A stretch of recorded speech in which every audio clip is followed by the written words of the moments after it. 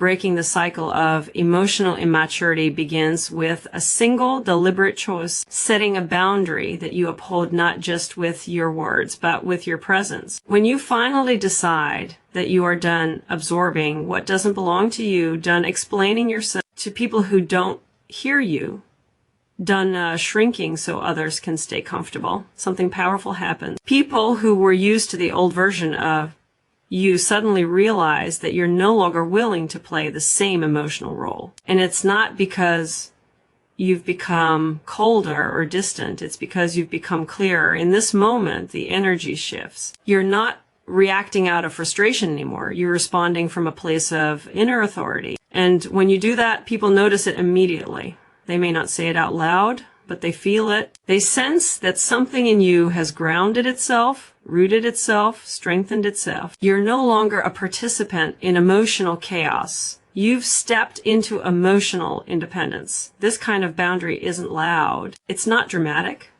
It's not meant to punish or push anyone away. It is calm, quiet, and unmistakably firm. You simply decide that your peace is no longer up for negotiation. You decide that you will not carry other people's emotional responsibility on your shoulders. You decide that you are allowed to walk away from conversations that drain you, dynamics that confuse you, and roles that exhaust you. The moment you make that decision, the entire emotional structure between you and others starts to shift. Some people will respect it immediately. They'll see your boundary as a sign of growth, strength, and clarity. Others might resist it, not because you're wrong, but because the old version of you benefited them. They were used to you being available at all times, emotionally open even when you were exhausted, understanding even when they offered none in return. But the truth is, the resistance of others is not your signal to shrink back. It's your signal to hold steady. Because a boundary is not a request, it's a declaration of your worth. It's a message that says you are no longer willing to sacrifice your emotional reality just to keep the peace. As you hold that line, something remarkable happens inside you. You begin to trust yourself more. You begin to feel a sense of inner safety that you might not have known before. You begin to see that emotional immaturity cannot survive where clarity exists. And people, whether they like it at first or not, start to recalibrate their behavior around your new level of self-respect. Many will rise to meet it. Some will fall away. And both outcomes are a form of protection. Because once you set this boundary with conviction, you will never again be seen as someone who can be taken for granted, dismissed, or emotionally manipulated. You'll be seen as someone who knows themselves, and that changes everything. And that is the moment they never see you the same again. There comes a moment in your life when you finally understand that choosing yourself is not selfish, it's essential. For years, you may have been trained, conditioned, even praised for prioritizing everyone else's comfort over your own clarity. You learn to smooth things over, to stay agreeable, to silence your instincts so no one would feel challenged. But the day you choose self-connection over pleasing people is the day everything begins to shift. Not because you become distant or uncaring, but because you've stopped abandoning yourself to keep the peace. When you start listening to your inner signals, the tension in your body, the quiet no that rises in your chest, the exhaustion that tells you you've given too much, people instantly sense a change. You are not as easily influenced. You don't jump into emotional roles automatically. You are present, but you're not performing. And people feel that. They see it in your posture, your tone, the way you hold eye contact. You are not chasing approval anymore. You are grounded in self-respect. There is a beautiful strength in that kind of presence. When pleasing others is no longer the goal, your words become more honest, your boundaries become cleaner, you stop offering explanations just to soften the truth. You stop apologizing for things that aren't yours to carry. You stop trying to be the version of yourself that makes everyone else comfortable. Instead, you become the version of yourself that makes you feel whole. This doesn't mean you withdraw from people or relationships. It means you show up in a more authentic, emotionally adult way. You aren't seeking validation in subtle ways. You aren't adjusting your personality to fit someone else's emotional landscape. You're connected to yourself first, and that creates a kind of clarity that changes the dynamic around you. Some people will admire this shift immediately. They'll appreciate the depth, the honesty, the steadiness. They'll recognize the emotional maturity in choosing truth over appeasement. Others may struggle. They were used to bending, accommodating, softening everything for them. They might misinterpret your self-connection as indifference simply because they were accustomed to your self-sacrifice. But the purpose of your growth is not to be understood by everyone. It's to be understood by yourself. When you commit to staying connected to your inner reality, your needs, your feelings, your intuition, you no longer betray yourself for temporary harmony, and the people in your life begin to adapt. They start to meet you with greater respect because you've shown them that you respect yourself. They adjust their expectations, their tone, even their behavior, because your newfound clarity leaves no space for misuse or misunderstanding. This shift is quiet, but it is powerful. It is not loud, but it is unmistakable. And once you choose yourself not as an act of defiance, but as an act of truth, people will never see you the same again. There is a profound shift that happens the moment you stop reacting to life and start responding to it. Most people live in emotional autopilot. They feel triggered, they explode, they retreat, they defend, they justify. They let the oldest parts of themselves run the conversation. But when you choose emotional adulthood, you interrupt that cycle completely. You become the calm in the middle of someone else's storm, not because you're suppressing your feelings, but because you understand them well enough not to let them steer the wheel. Emotional adulthood is the quiet power that enters the room when you refuse to be dragged into chaos. You don't match someone's tone just because they raise theirs. You don't collapse into guilt because someone expected you to. You don't react out of fear or habit. You create space between what you feel and what you choose to do with it. And that space becomes your strength. People notice this immediately. When they try to provoke the old version of you, the defensive one, the over-explaining one, the easily overwhelmed one, and instead they're met with steady clarity, something in them recalibrates. They begin to realize that the emotional buttons they used to press no longer work. You're not playing the same role, and you're certainly not reacting in familiar patterns. You are present, but you're not pulled. You're engaged, but you're not entangled.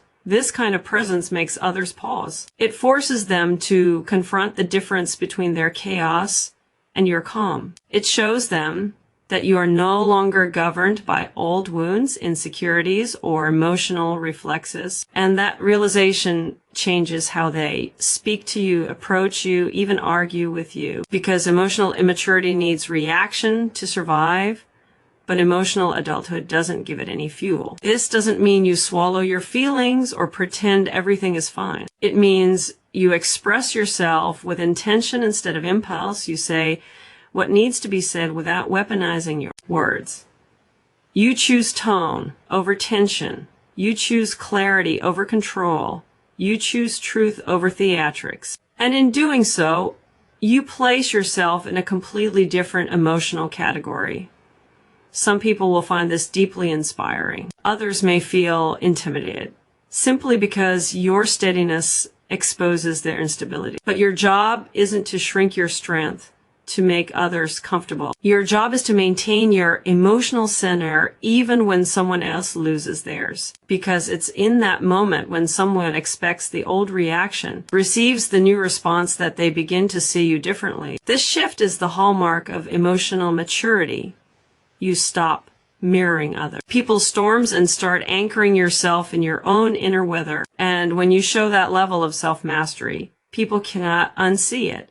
It reshapes their perception of you permanently. So when you choose to respond with emotional adulthood instead of reacting from emotional habit, people will never see you the same again. There comes a point when hiding who you are becomes more painful than revealing it. For so long, many people learn to shape themselves around what others expect, speaking cautiously, feeling cautiously, living cautiously. You learn to stay agreeable so no one questions you, to stay quiet so no one misunderstands you, to stay small so no one feels challenged by you. But the moment you choose to reveal your authentic self, even gently, even imperfectly, the entire emotional dynamic around you begins to shift.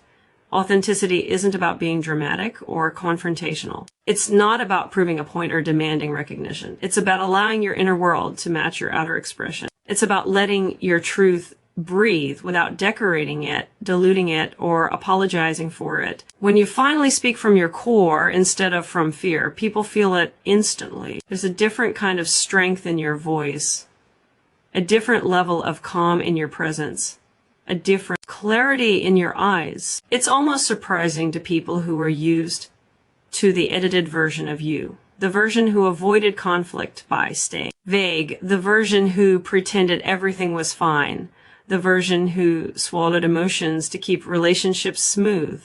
When you begin to share what you really think, what you really feel, what you really need, they're forced to update the way they see you. Not because you've changed, but because you're finally letting them see what's been there all along. This kind of openness doesn't create chaos, it creates alignment. It removes confusion, eliminates guesswork, and dismantles emotional games. You stop trying to manage how others might react, and instead you focus on expressing what is real for you. That honesty creates a ripple effect.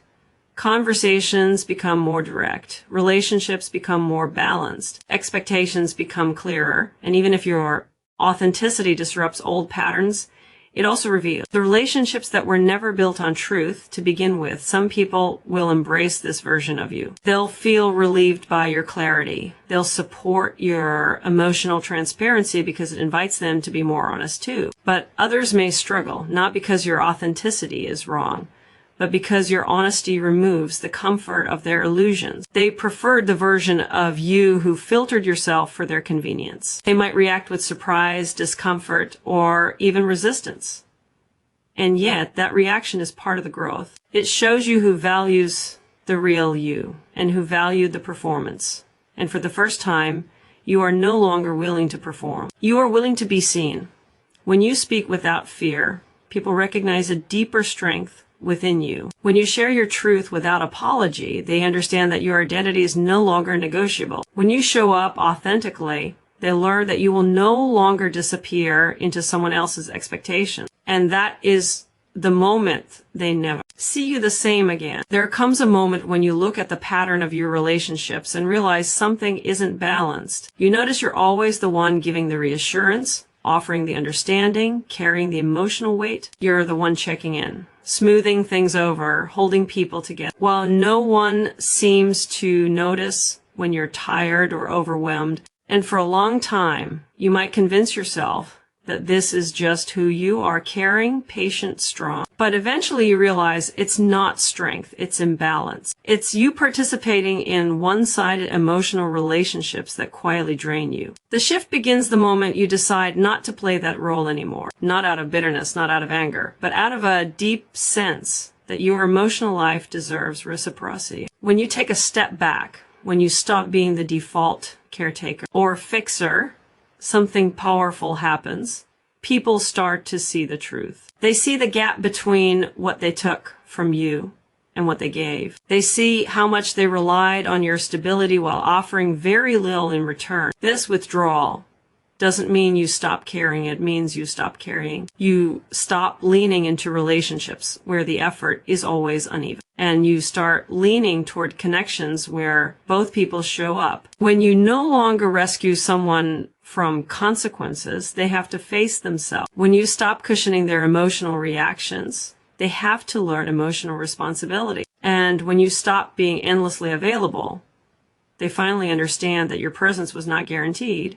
It was a gift. Some people will immediately step forward to meet you. They'll begin reaching out more. They'll listen to you more closely. They'll offer support instead of assuming you don't need any. But others, those who benefited most from your emotional labor, may react with confusion or even irritation. They were comfortable with the version of you who always understood, always forgave always gave more than they did. They may interpret your shift as coldness, when in reality, it's the first time you're honoring yourself. This resistance is not a sign you're doing something wrong. It's proof you're breaking a pattern. Because the moment you stop participating in one-sided emotional relationships, you reclaim something essential, your emotional energy, your dignity, your sense of worth. You begin to realize you're allowed to receive as much as you give. You're allowed to rest. You're allowed to say, this doesn't work for me anymore. And when you step out of that old role,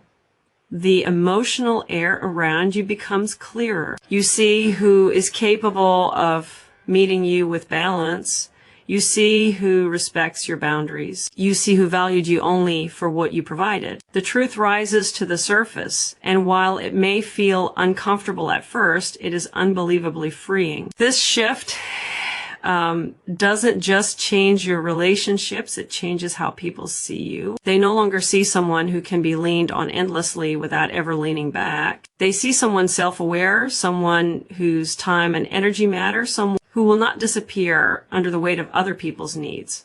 And that is the moment they never see you the same again. There is a moment in your growth where you understand that self-respect is something you show only when life is peaceful and people are agreeable. The true test comes when someone pushes back, when they challenge your boundary, when they try to pull you into old patterns. That's when your self-respect matters the most. Anyone can appear strong when no one is provoking them. But the person who remains clear, steady, and self-anchored even when resistance appears, that person sends a message that cannot be ignored. When you hold your ground, not with anger, not with defensiveness, but with calm conviction, people begin to understand that something in you has shifted permanently. You're not negotiating your worth anymore. You're not bending your truth to keep someone else comfortable. You're not abandoning your emotional center because someone doesn't like your new boundaries. You're embodying your growth in real time. And this consistency, this refusal to collapse into old versions of yourself, is what makes people reevaluate who you are. They watch you stand steady when they expected you to fold. They watch you stay calm when they tried to provoke you. They watch you respond with clarity when they hoped for confusion. They realize that the emotional buttons they once pressed no longer work because you've rewired yourself from within. This is where your transformation becomes undeniable. You stop explaining decisions that protect your peace. You stop justifying why you need space, why you walked away from chaos, why you chose honesty over appeasement. Instead, your actions speak for you. Your steadiness speaks for you. Your consistency becomes the evidence of your evolution. Some people will adjust to this new version of you with respect. They'll begin treating you with more care because they see that you treat yourself that way. They'll approach you with more thoughtfulness because your energy demands it without a word. But others may resist, not because you're wrong, but because your growth removes the privileges they had when you didn't know your own value. And that resistance is actually a mirror showing you exactly who is willing to grow with you and who is only comfortable with the old you. You learn quickly that self-respect filters your world. It reveals who belongs in your life and who was only there because they benefited from your lack of boundaries. And although it may feel uncomfortable at times, this clarity protects you in ways you never experienced before. You begin to feel stronger, more grounded, more centered. You no longer fear someone's disappointment. You no longer fear losing someone who only stayed when you abandoned yourself. You no longer fear being misunderstood because you're finally aligned with your own truth. This inner certainty changes how you walk into rooms, how you speak, how you make choices. And as people witness this steadiness, this unshakable sense of self, their perception of you transforms. They can no longer see you as someone they can overstep, manipulate, or depend on without giving back. They see someone who respects themselves, and that changes everything. And that is the moment they never see you the same again.